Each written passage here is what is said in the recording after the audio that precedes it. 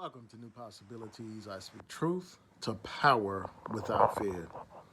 So, today I want to briefly talk about this dispute between Fredro Starr and the brother Royce Da 5'9". As many people know, I'm a big fan of hip hop. I talk about hip hop all the time.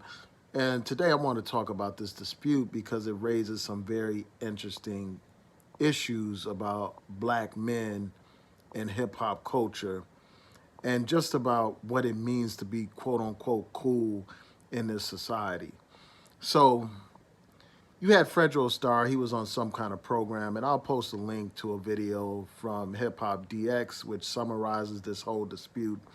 But he was on this program, and while on this program, Fredro Starr basically referred to Royce Da 5'9" as a nerd rapper. And he was basically saying he was a nerd because he likes to read books and because he uses big words and all that kind of stuff. And this guy, Fredro Starr, didn't even know what the word allegory means. He didn't even know how to pronounce the word, actually. And, because that's the title of one of Royce Da 5'9"'s albums. And he basically used that to illustrate the point that Royce Da 5'9" is a nerd because he uses quote unquote big words like allegory. So you had Royce Da 5'9" provide a response, trying to show this guy, Fredro Starr, some respect because, as you all know, Fredro Starr is a member of the group Onyx, which was, one of the big groups in the 90s. They had this big hit album and all that kind of stuff. So he showed him due respect and deference, but he also told him that he's not about playing games and that he's not going to basically tolerate that kind of shit. And, going forward, if, this guy comes at him sideways, basically he's going to, respond accordingly.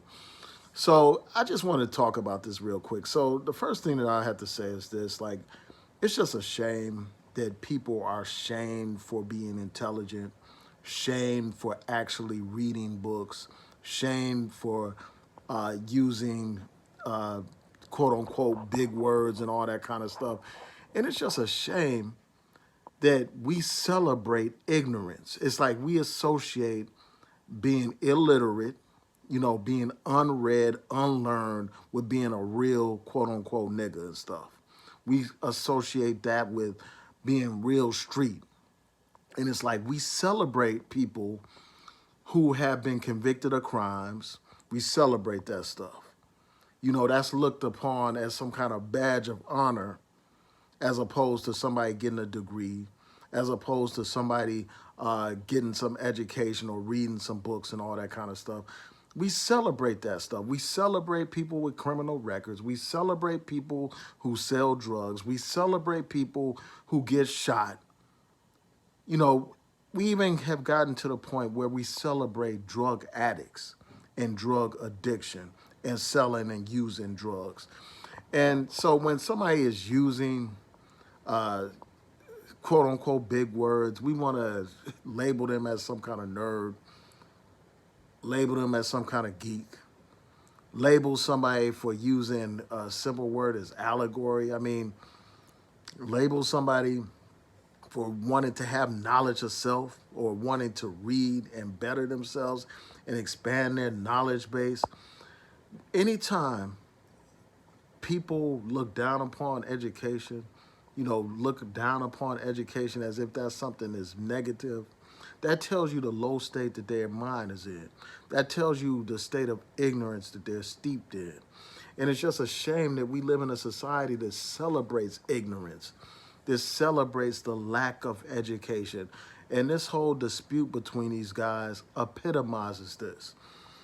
And there was some interesting video that I saw that where this white man is giving this TED talk, and he talks about how certain things are permitted, like certain things when it comes to this hip hop culture are permitted in this society.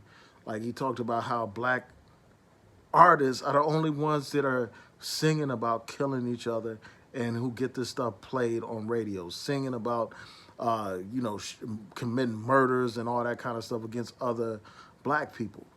And that stuff is celebrated. The corporate sponsors support that kind of music. They don't have any problem with it. But when black people are talking about political education, talking about revolutionary type talk, they're tarnished, they're attacked, they're banned. Like when Ice Cube, not Ice Cube, when Ice T talked about that, retaliating against cops, with that cop killer song. He was crucified when you had the NWA talk about, fuck the police and all that kind of stuff. They were condemned. They were more condemned for putting out that song, Fuck the Police, than they were for the songs about, about selling drugs, about committing gang violence and abusing women. They weren't nowhere near as under fire or under attack by the establishment as they were when they put out that song, Fuck the Police. So it's like ignorance is celebrated in this hip hop thing. And it's just a shame that you would have somebody like this FREDRO Starr looking down upon somebody because they are educated or because they read books. It's like we are celebrating our own enslavement. I mean, do we not realize that slaves were banned from reading books because the slave master wanted to keep them in that situation of bondage? When you don't have knowledge of self or you don't have knowledge, period, it's easy to make you into a slave. And that's what these people like FREDRO Starr just don't understand. So, much respect to, the brother Royce Da 5'9". He's from Detroit as well. He's one of the best lyricists in the game. He's helped to take this hip hop thing to a whole nother level. And also shout out to the brother from Chicago, another brother that he mentioned during that talk, another brother that FREDRO Starr mentioned during that talk, and that's Lupe Fiasco. So anyway, those are my thoughts. Tell me what y'all think about this whole thing.